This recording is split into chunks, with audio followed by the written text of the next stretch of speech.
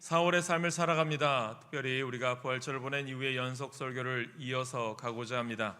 하나님이 쓰시는 귀한 장소, 오늘은 욥과 그일라를 통해서 함께 은혜를 나누려고 합니다. 특별히 4월 우리가 벚꽃이 주중에 비가 와서 다 질 줄 알았는데 아직 지지 않았어요. 그런데 저는 오늘 여러분들과 함께 예배하는 이 자리가 가장 복되다고 생각합니다. 그래서 옆분들과 한번 인사할까요? 꽃보다 더 아름다우십니다. 인사합시다. 꽃보다 더 아름다우십니다. 꽃보다 더 아름다우십니다. 아셨죠? 네, 가장 큰 축복이 있기를 간절히 소망합니다. 오늘은 욥과 그일라라고 하는 장소 두 군데를 봅니다. 사무엘상 21장, 22장, 23장과 계속 연결되어 있고, 또한 다윗의 주옥 같은 시편의 말씀들이 오늘 이 일을 통해서 드러나는 내용들이 참 많이 있습니다. 우리가 위기의 자리에서 무엇을 선택하는가, 이 말씀은 특별히 우리에게 주는 하나님의 귀한 교훈이 있습니다. 우리는 인생에서 평안할 때보다 급하고 두려울 때 더 중요한 결정을 하는 것 같습니다. 갑작스러운 문제가 생기거나 예상치 못한 위기가 찾아올 때, 또 마음이 흔들리는 순간, 그때 우리의 선택이 우리의 인생의 방향을 결정하곤 하죠. 저는 오늘 우리 말씀의 초점을 이런 생각해 보고자 합니다. 욥이라고 하는 장소와 그일라라고 하는 장소를 통해서 다윗이 어떻게 바뀌어 가는가.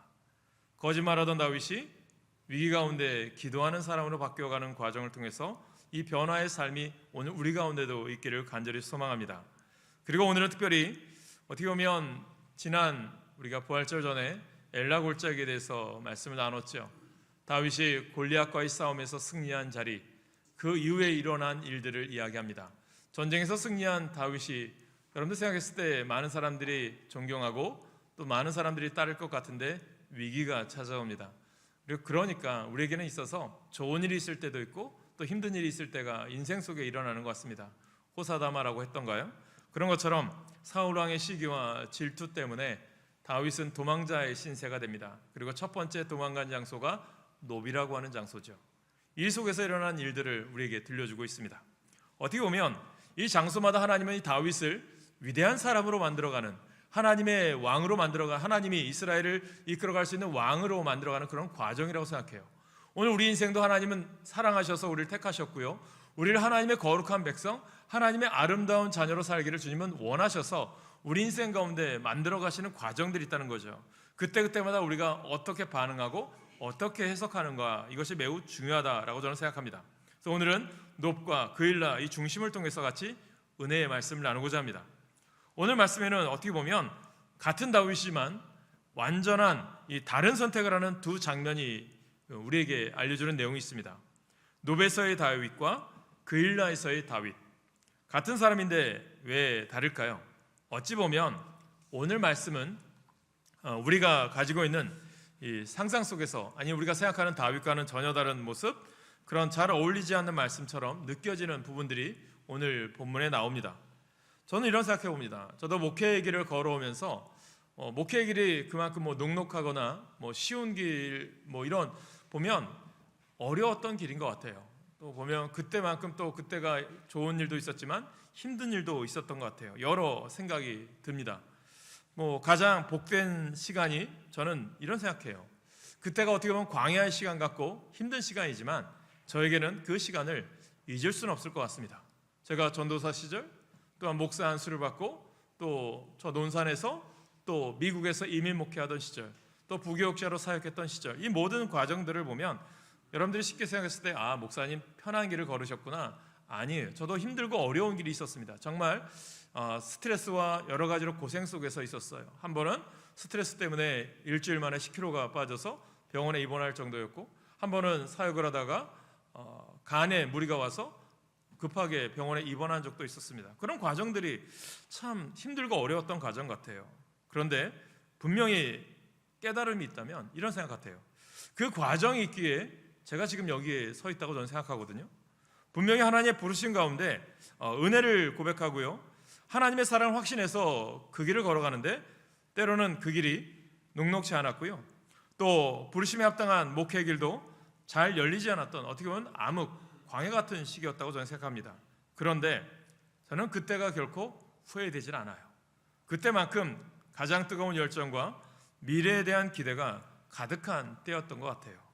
그래서 그 시간은 저에게는 또 귀하다고 생각합니다. 여러분들도 인생을 살아오면서 그런 시간들이 누구나 다 있으시겠죠. 그래서 그 시간들 더듬어 보면 행복이라고 하는 단어, 또 기대라고 하는 단어, 또 열정이라고 하는 단어들이 떠오르곤 합니다. 하지만 그때로 다시 돌아가서 다시 사십시오라고 한다면 그렇게 살려고 하면 염두가 나지 않죠. 옛날로 돌아가서 똑같이 고생하고 싶은 사람은 누가 있겠습니까? 아무도 없겠죠. 오늘 본문으로 말씀을 이어가면 오늘 다윗을 통해서 저는 말씀의 제목처럼 위기의 순간에, 우리의 삶의 순간순간에 우리는 무엇을 기준으로 선택을 하고 있는가, 이것을 나누고자 합니다. 결론부터 말씀드리면 거짓말의 위선에서 다윗은 기도의 자리로 가고 있습니다. 어떻게 그가 변했을까요? 그가 어떻게 하나님이 쓰시는 이스라엘의, 지금도 이스라엘이 존경하는 왕이 되었을까요? 우리는 그 말씀을, 오늘은 그 답을 오늘 본문에서 사무엘상을 통해서, 시편을 통해서 찾고자 합니다. 오늘 우리가 첫 번째 나눌 주제는 뭐냐면, 두려움 속에서는요, 하나님의 방법이 하나님보다 세상적인 방법이 먼저 보인다는 거예요. 이것이 참 안타깝죠. 이게 노베에서의 선택이라고 볼 수 있는데, 여러분, 우리가 흔히 다윗의 암흑기라고 부르는 시간이 있어요. 골리앗을 무찌른 이후에 약 한 10년 정도 된다고 합니다. 영광스러운 승리를 쟁취한 이후에 10년간의 도망자의 시간이 그에게 있었습니다. 육적인 암흑기였지만 저는 그만큼의 시간이 그에게는 어떻게 보면 영적인 성장기라고 생각해요. 그 광야와 같은 시기 가운데 다윗의 주곡 같은 그러한 시편들이 우리 가운데 쓰여졌기 때문이겠죠. 오늘 다윗의 얘기를 시작하면서 오늘 우리 가운데, 우리 삶 가운데, 여러분 가운데는 광야와 같은 시간, 암흑기와 같은 시간은 어떤 시간들이 있으셨나요? 기억해 보시기 바랍니다. 그때 여러분들은 혼자였는지, 또 여러분들의 인생 속에서 그 과정 가운데 어떠한 영적 성장이 있었는지를 한번 생각해 보시면 좋겠어요. 그냥 고통 가운데, 시련 가운데 보냈느냐, 아니면 그 기간을 내게 또 영적인 성장으로 성장할 수 있는 기회로 삼았는가? 어쩌면 사랑하는 성도 여러분, 그리 드러나지 않는 삶이, 그의 삶 가운데는 이 암흑기가 그를 겸손하게 또 하나님과의 친밀한 교제의 시간으로 인도하지 않았을까요? 기름 부음을 받았으나 가장 낮은 자의 시간을 통해서 겸손을 배울 수 있었던 것은요, 다윗에게 어떻게 보면 참으로 복된 시간이 아니었을까, 이런 생각해 보아요. 그가 이런 시간들을 어떻게 반응하고 어떻게 살아갔느냐에 따라 그의 인생 속에서 하나님이 그를 온전히 세워가는 것을 볼 수 있다는 거죠. 그래서 오늘 우리가 주목하는 첫 번째 이 도망지인 노브는요, 어떻게 보면 사랑하는 친구 요나단, 사랑하는 아내 이 미가를 뒤로 하고 자신을 암살하려는 사울의 창을 피해 달아났던 첫 번째 장소였습니다. 여러분, 도망자 얼마나 배고팠겠습니까? 주위에 도와줄 사람 아무도 없어요. 사울은 그를 죽이려고 언제 쫓아올지 모르고 있습니다. 급히 그는 노브로 도망가죠. 그것이 오늘 본문의 1절의 시작이죠. 우리 1절을 한번 같이 읽겠습니다. 1절 시작합니다. 다윗이 노베 가서 제사장 아히멜렉에게 이르니 아히멜렉이 떨며 다윗을 영접하여 그에게 이르되 어찌하여 내가 홀로 있고 함께하는 자가 아무도 없느냐 하니. 여기에 보면 홀로라고 하는 단어가 있어요. 그리고 떨며라고 되어 있습니다. 이 단어가 왜 쓸까요? 이곳에서 노베에서 어떤 일이 일어나느냐, 노브는요 이스라엘 백성들에게 있어서 제사장들이 모여 살던 장소예요. 그 중에 우두머리가 아히멜렉이고요. 그러니까 제사장들이 함께 모여서 기도하고 예배, 제사를 준비했던 곳이 노비라는 곳입니다. 그런데 어떤 일이 있었을까요? 아마 제사장 아히멜렉이 왜 여기 본문에 보면 1절에 떨었을까라고 이야기했을까요? 아마 온 땅의 소문이 자자하게 퍼졌지 않았을까요? 사울 왕이 다윗을 죽이려고 한다고 하는 것, 그리고 다윗이 도망자의 길에 올라섰다는 것 말입니다. 그런데 그런 다윗이 이 엘리멜렉 이 제사장 앞에 나타났어요. 여기서 다윗이 배고프겠죠, 굶주렸겠죠, 힘들겠죠. 여기서 다윗이 이상한 행동을 합니다. 거짓말을 해요. 다윗은 지쳐 있었고 배가 고팠습니다. 상식적으로 육적인 모습으로는 이해할 수 있어요. 우리들도 그럴 수 있으니까요. 그런데 하지 말아야 할 거짓말을 합니다. 무엇을 이야기합니까? 여러분, 제사장들은 특별히 구별된 사람이에요. 그리고 그들이 항상 준비되어 있는 게 뭐죠? 예배를 드리기 때문에, 제사를 드리기 때문에 하나님 앞에 예배를 드릴 때 필요한 진설병, 떡을 준비하고 있습니다. 그런데 그 레위기 또한 출애굽기의 말씀에 보면 이 진설된 떡은요, 누가 먹을 수 있습니까? 하나님께 제사를 드린 이후에 제사장들만 먹을 수 있어요. 그런데 다윗이 그것을 달라 하는 거예요. 율법에 어긋났어요. 아마도 이런 다윗의 거짓말을 아히멜렉은 눈치를 채고 있었을 것이라고 생각해요. 그래서 무엇을 이야기합니까? 2절에 보면 이야기하죠. 다윗이 제사장 아히멜렉에게 이르되 왕이 내게 일을 명령하고 이르기를 내가 너를 보내는 것과 내게 명령한 일은 아무것도 사람에게 알리지 말라 하시기로 내가 나의 소년들을 이러이러한 곳으로 오라고 말하였나이다. 뭐라고 얘기합니까? 왕의 명령으로 왔다는 거예요. 그리고 왕의 명령으로 내게 떡을 달라고 이야기해요. 그리고 왕의 명령으로 이곳에 무기가 있다면 무기를 달라고 이야기합니다. 아마 아히멜렉이 몰랐을까요? 알았겠죠. 거짓으로 먹을 것을 얻었고요, 거짓으로 골리앗이 쓰던 칼을 가져가게 됩니다. 여러분, 이 장면에서 가장 중요한 것은 무엇이라고 생각하십니까? 그래, 배고프니까, 또 사울왕이 쫓아오니까 싸워야 되면 칼도 필요하고 또 요기할 것도 필요한데 당장 내가 먹을 것이 없는데 뭐 하나님께 예배드렸다 제사장만 먹어, 나도 먹을 수 있지, 이러면서 속이면서 왕이 명령해서 보냈다고 해서 떡을 얻어 먹습니다.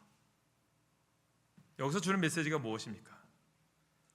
다윗이요, 하나님께 묻지 않았다는 것입니다. 하나님, 내가 노베 왔습니다. 이곳에서 하나님, 제가 누구의 도움을 받아야 됩니까? 하나님께 물었다면 달라졌겠죠. 여러분, 왜 그랬을까요? 여러분, 거짓말은 인간의 절박한 가운데서 나옵니다. 너무 급해서, 너무 두려워서, 너무 상황에 쫓겨서. 우리도 그렇지 않습니까? 사울 왕이 왜 버림받죠? 순종이 제사보다 낫다. 여러분, 사무엘이 하나님 앞에 전쟁에 나가는 그에게 기다려라 라고 했는데 사울이 어떻게 합니까? 기다리다 못해서 본인이 제사를 드려요. 그때 유명한 말씀이 나오죠. 순종이 제사보다 낫다. 그게 여러분, 우리의 상황과, 우리도 그렇지 않습니까? 시간이 지났어, 내 생각은 지금이야 라고 했을 때 여러분, 이것이 우리를 힘들게 한다는 거죠. 우리가 문제가 터지면 기도보다 해결책을 먼저 찾고 있지 않습니까? 두려움이 오면 하나님보다 사람을 먼저 찾고 있지 않습니까? 여러분, 우리가 아는 것처럼 그 결과는 어떠했습니까? 비극이 찾아와요. 노베 제사장들이 몰살당하는 비극이 사무엘상 22장에 등장합니다. 여기서 우리가 분명히 배워야 될 말씀의 교훈이 있어요. 그럴 수 있겠지. 여러분, 목사도요, 여러분들에게 육적으로 여러분들 그냥 이해해 줄 수 있어요. 그러나 영적으로 해석하면 아닐 수가 있다는 거예요. 그래서 여러분들에게 때로는 말씀을 제대로 가르치기 위해서 애쓰는 거고요, 믿음 생활 제대로 하도록 가르치는 거예요. 여러분, 깨달을 게 뭘까요? 하나님 없이 내린 결정은요, 반드시 대가가 있다라는 거예요.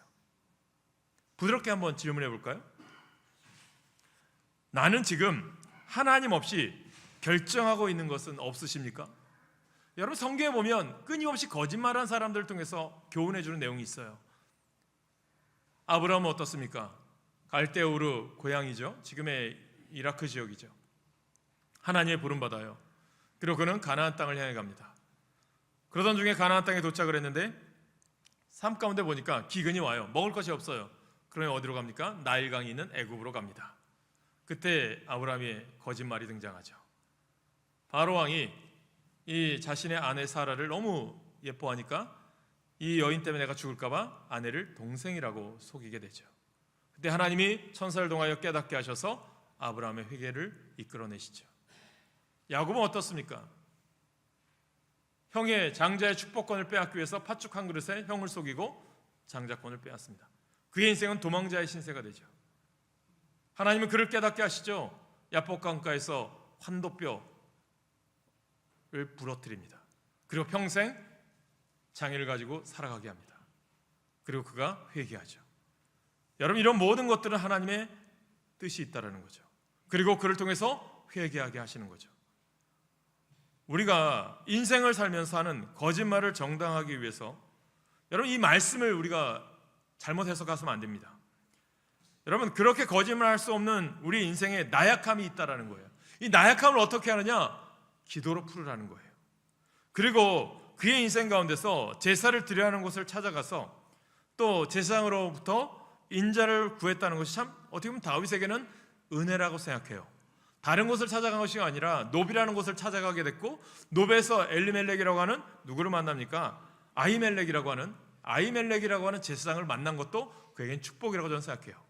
그리고 아히멜렉이 그 떡을 나눠준 것도 어떻게 보면 잘못된 것이지만 다윗에게는 그가 회개할 수 있는 기회를 주셨다고 저는 생각해요.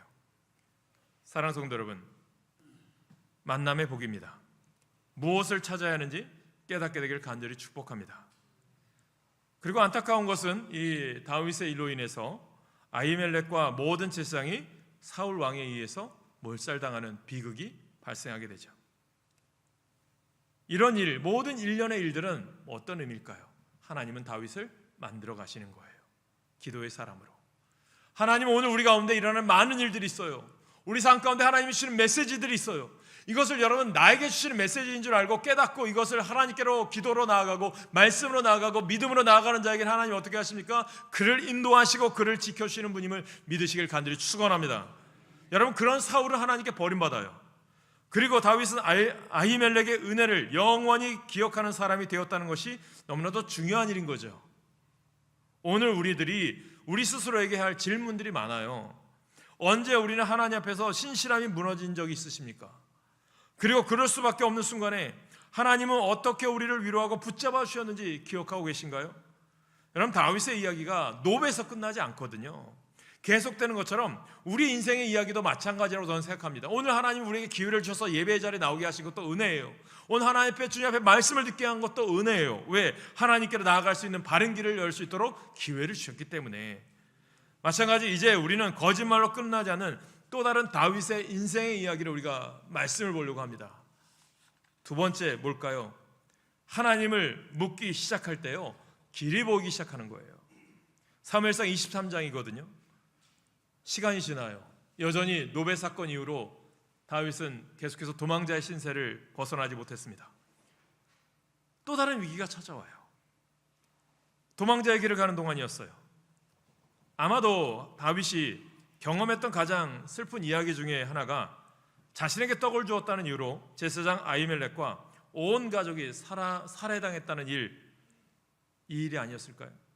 그런데 그 중에 살아남은 아들 아히멜렉의 아들 아비아달이 다윗을 찾아옵니다. 그의 아버지가 제사를 드릴 때 입었던 옷 에봇을 가지고 오게 됩니다. 에봇은요, 제사장들이 입고 그 안에 12개의 보석이 있어요. 그리고 12지파를 상징하죠. 그리고 기도할 때 12지파를 향해서 간절히 기도하는 그러한 에봇이죠. 제사장 옷이죠.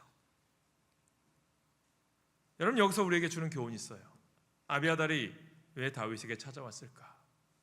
하나님의 뜻이 있다고 저는 생각해요. 이제 다윗은 하나님이 그를 만들어가는 것을 깨달아요. 단순한 도망자가 아니라 억울한 사람, 아비아달도 마찬가지고, 우리가 아둘람굴의 사건을 보는 것처럼 억울한 사람들이 사울왕을 피하여 아둘람굴에 숨었던 그에게 많은 억울한 자, 고통받는 자, 또한 힘든 자들이 모였어요. 온갖 원한을 품고 살아가는 사람들이 다윗에게 모였어요. 갓 20살밖에 안 되는 다윗에게. 자신의 삶도 녹록하지 않아요. 먹고 살기도 힘들어요. 그런데 400여 명이나 되는 사람들이 다윗에게 기대고자 모이기 시작합니다. 무엇일까요? 하나님은요, 다윗을 만들어 가는 거예요. 피난 자들, 낙오된 자들, 다윗이 먹여 살려야 할 사람들이 400여 명이 됩니다. 근데 하나님은요, 그들을 통해서 역사하는 거예요. 하나님은 나중에 다윗 왕조의 기초를 이들을 통해서 세워 가십니다. 사랑하는 성도 여러분, 오늘 우리가 살아가는 삶 가운데 믿음으로 살면 하나님이 여러분 가운데 사람을 붙여주세요. 때로 하나님이 여러분들에게 도움을 줄 수 있는 사람도 보내주시고 여러분들 도울 수 있는 사람도 보내주시는 분임을 믿으시길 간절히 축복합니다. 하나님이 나에게 보내셨어요. 그 보내심을 믿고 내가 믿음으로 살아가면 여러분 가운데 복됨임을 깨닫게 되길 간절히 축복합니다. 사무엘상 23장으로 가면 사건이 바로 터지죠. 그일라라고 하는 지역이 이 블레셋으로부터 공격을 받기 시작합니다. 다윗은 여전히 도망자의 신세예요. 그런데 다윗의 마음에 이 그일라를 도와야 되나? 자신 도망자예요. 사울 왕이 그일라 도와주면 될 거 아닙니까? 자기 살기도 바쁜 상황이에요. 누가 뭐라 할 사람도 없어요. 그런데 이번에는요, 다윗이 다르게 반응한 거예요. 그일라가 공격받는 소식을 내가 왜 듣게 되었을까? 하나님께 물어요. 사무엘상 23장 2절이에요. 2절 말씀 같이 읽겠습니다. 사무엘상 23장 2절입니다. 시작. 이에 다윗이 여호와께 묻자와 이르되 내가 가서 이 블레셋 사람들을 치리이까? 여호와께서 다윗에게 이르시되 가서 블레셋 사람들을 치고 그일라를 구원하라 하시니. 아멘. 여호와께 묻는 거잖아요. 하나님, 제가 가서 싸워야 되나요? 하나님 말씀하시죠. 가라. 그런데 그러면 가서 싸우면 되잖아요. 그런데 문제가 또 생깁니다. 억울한 사람, 힘든 사람, 부하들이 있잖아요. 그러면서 이야기합니다. 우리가 도망자 신세인데, 우리가 내 형편도 힘든데 그일라를 도와야 됩니까? 내 형편도 더 힘든데. 여기서 중요한 변화가 나오죠. 교회도 마찬가지입니다. 이 땅의 교회가 어려워요. 우리도 어려워요. 목사님, 다른 교회 도와야 됩니까? 선교사님들 도와야 됩니까? 우리 이웃들 도와야 됩니까? 교회가 어려워요. 힘들어요. 빚도 많아요. 이런 말 할 수 있겠죠. 그런데 하나님 뭐라고 얘기하십니까? 도우라는 거예요. 하라는 거예요. 그런 사람들에게, 그런 교회에 하나님 무엇을 하실까요? 복을 부어주시는 줄 믿으시길 간절히 축복합니다. 성경 구약 성경에 보세요. 진리를 발견하시길 간절히 소망합니다. 엘리사에게 어떤 사람들이 있습니까? 선지자 학교에 다녔던 사람이, 과부가 된 사람이 먹을 것이 없어요. 이제 떡 한 덩이 만들어서 기름에 구워서 먹고 죽어야겠다. 엘리사가 얘기해 달라고. 자신이 먹어요. 그때 어떤 기적이 일어납니까? 기름과 밀가루가 준비한 대로 차는 역사가 있는 줄 믿으시길 간절히 축복합니다. 하나님은 역사하시는 분이에요. 여러분 가운데 어려운 분들도 있어요. 힘든 분들도 있어요. 그러나 하나님의 뜻이, 하나님의 마음이 여러분 가운데 있을 때 그 말씀에 순종해 보십시오. 하나님의 기적을 체험할 줄로 믿습니다. 오늘 우리가 읽지 않았지만 23장 4절을 보십시오. 무엇을 얘기합니까? 다윗이요 여호와께 다시 물어요. 같이 읽습니다. 시작. 다윗이 여호와께 다시 묻자온데 여호와께서 대답하여 이르시되 일어나 그일라로 내려가라. 내가 블레셋 사람들을 내 손에 넘기리라 하신지라. 아멘. 다윗이요 다시 하나님께 물은 거잖아요. 노베서는 단 한 번도 묻지 않았어요. 이제는 반복해서 하나님께 물어요. 결국 어떻게 됩니까?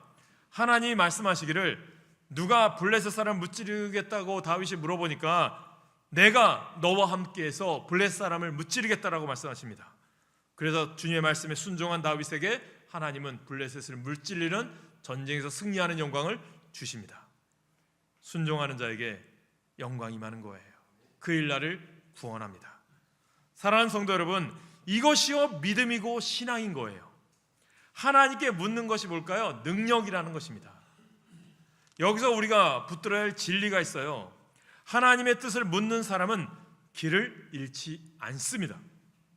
오늘 우리에게 질문해 보세요. 내 스스로에게 나는 결정하기 전에 하나님께 묻고 있는가? 오늘 우리가 깨달으셔야 돼요. 세 번째, 결과보다 하나님과의 관계를 붙드는 사람이 승리합니다. 어떤 일이 또 일어납니까? 참 인생 속에서 우리들도 한 단계 넘으면 됐다는 게 아니라 또 어려움이 있어요. 목회자가 있어요. 저 목회할 때 선배님들이 꼭 그런 얘기해요. 꼭 목사님들을 힘들게 하는 분들이 있거든요. 교회 안에. 어떤 분이 이게 꼭 교회 안에 유다 티오가 있대요. 저는 우리 교회 없을 줄 믿습니다. 할렐루야. 그래서 어떤 목사님 꼭 호랑이처럼 목사님을 힘들게 하는 분이 있어요. 그러면 이 목사님이 그래 저분 피해서 다른 곳으로 가야지. 그러면 그곳엔 누가 기다리는 줄 아세요? 사자 같은 분이 기다린대요. 어떤 의미입니까? 내가 있는 그 자리에서 최선을 다하라는 거죠. 오늘 우리가 주님이 우리에게 말씀하시는 내용이 무엇입니까? 하나님을 붙들라는 거예요. 목회하는 것도 믿음 생활도 누굴 붙드는 거예요? 하나님 붙드는 거예요. 다윗에게 있어서 놀라운 일이 일어나요. 그일라를 블레셋과의 전쟁에서 승리하게 하고 구원해 주잖아요. 그런데 어떻게 합니까? 그일라 사람들이 참 은혜도 배은망덕하지 사울에게 다윗을 넘기려고 합니다. 여러분이라면 어떻게 하겠습니까? 배신감, 억울함, 분노 충분히 이해됩니다. 그런데 다윗은 어떻게 합니까? 저 배은망덕한 사람들 가서 칼로 죽일까? 아니죠. 또 하나님께 물어요. 하나님, 그들이 그일라 사람들이 나를 저 블레셋에게 사울에게 넘기려고 합니다. 어떻게 해야 됩니까? 하나님 말씀하시죠. 그들이 넘길 것이다. 이때 다윗이 선택에 있어서 중요한 것을 합니다. 싸우지 않아요. 원망하지 않아요. 조용히 떠나요. 왜일까요? 다윗의 기준은 결과가 아니라 하나님이기 때문입니다. 하나님, 승리한 것도 하나님이신데 또 저들의 마음이 나를 고자질하고 하고 사울에게 팔려고 하는 것 저들이겠죠. 하나님이 저들을 심판하시겠죠. 저는 저의 길, 저를 도왔던 사람들과 함께 떠나겠습니다. 다윗이 하나님께 아비아달이 가지고 온 이 12지파의 상징이었던 에봇을 입고 기도한다고 자신이 원하는 일이 이루어진 것이 아니에요. 오로지 하나님은 기도하는 다윗에게 하나님이 행하신 일을 말씀하신 뿐입니다. 그러므로 에봇을 입고 기도하는 다윗에게 중요한 것이 있다면 말씀하신 하나님께 순종하는 거거든요. 이런 생각을 해요. 여러분 한번 생각해 보세요. 하나님의 뜻대로 살면 항상 편하지는 않지만 항상 하나님은 옳습니다. 이게 믿음이거든요. 우리의 신앙이 여기서 갈려요. 결과를 붙드는 사람, 하나님을 붙드는 사람 갈린다는 거예요. 우리는 어떻습니까? 우리에게 한번 스스로 질문해 보세요. 나는 결과가 안 좋으면 하나님을 의심하는가? 아니면 하나님을 더 붙들고 있는가? 매일 위기를 겪으며 다윗은요 매일매일 기도하는 사람이 됩니다. 그 증거는요 그 위기 가운데 쓰여진 시편들이 있어요. 여러분 시편의 고백들이 정말 아름답거든요. 주옥 같아요. 근데 그 상황은 사울 왕을 피해서 숨어 있을 때, 아둘람 굴에서, 광야에서, 자식 압살롬의 배신을 피해서 다시 도망자의 신세가 될 때도 하나님은 나의 피할 바위시요 나의 반석이시요 나의 소망이시요 나의 능력이십니다. 내가 사망의 음침한 골짜기로 다닐지라도 내가 해를 두려워하지 않을 것은 여호와 하나님께서 지팡이와 막대기가 나를 안위하시고 지켜주신다. 그걸 믿었기 때문이죠. 이런 상황에서 다윗은 또 기도하고 믿음의 고백으로 시편을 써내려갑니다. 그리고 이 와중에 계속해서 사울은 다윗을 찾지만 하나님은요 다윗을 지켜주시잖아요. 또 다윗이 사울 왕을 죽일 기회가 있어요. 그러나 다윗은 그렇게 하지 않아요. 하나님께 묻고 그를 보내주죠. 오늘 우리에게 주는 지혜가 있어요. 나는 어떤 기준으로 살아갑니까? 어떤 믿음으로 살아갑니까? 저는 우리 교회가 진리 가운데 서길 간절히 축복합니다. 말씀을 맺으면 놉과 그일라 두 장면은요 분명하게 우리에게 보여주는 게 있어요. 놉, 두려움 속에서 인간의 선택이 있어요.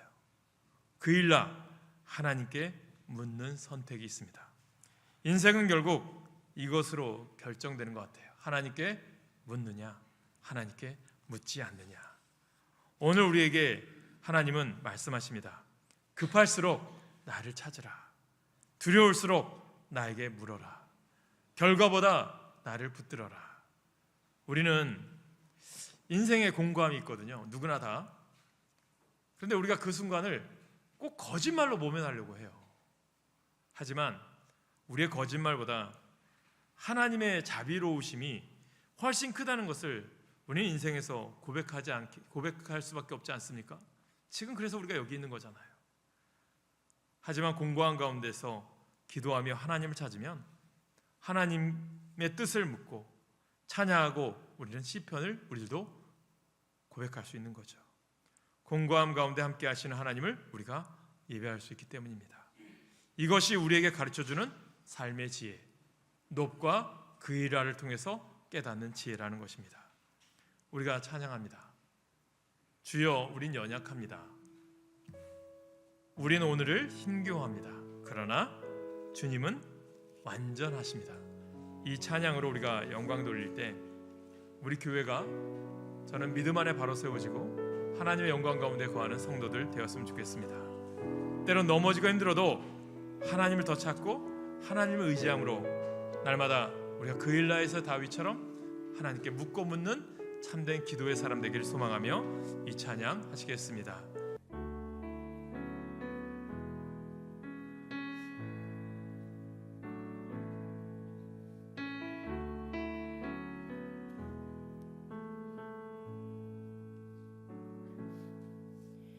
주여 우린 연약합니다. 우린 오늘을 힘겨워합니다. 주 뜻 이루며 살기에 부족합니다. 우린 연약합니다. 주여 우린 넘어집니다. 오늘 하루 또 실수합니다. 주의 긍휼을 구하는 죄인입니다. 우린 주만 바라봅니다.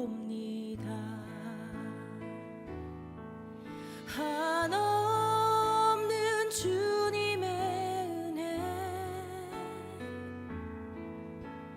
온 세상 위에 넘칩니다. 가릴 수 없는 주 영광 온 땅 위에 충만합니다. 주님만이 길이오니 우린 그 길 따라갑니다.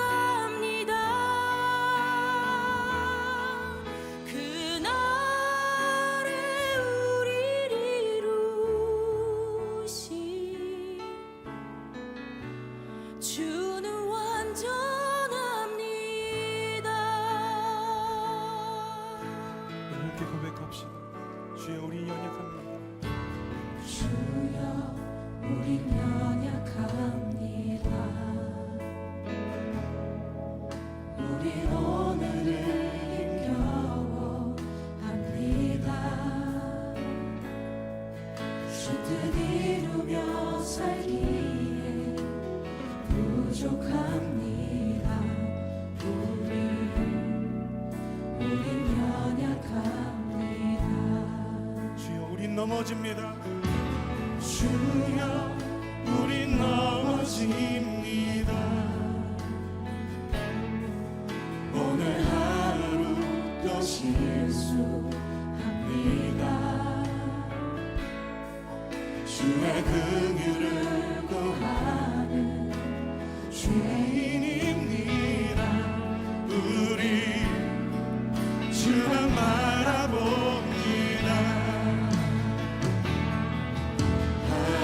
한없는 주님의 은혜 온 세상 위에 넘칩니다. 가릴 수 없는 주 영광 온 땅 위에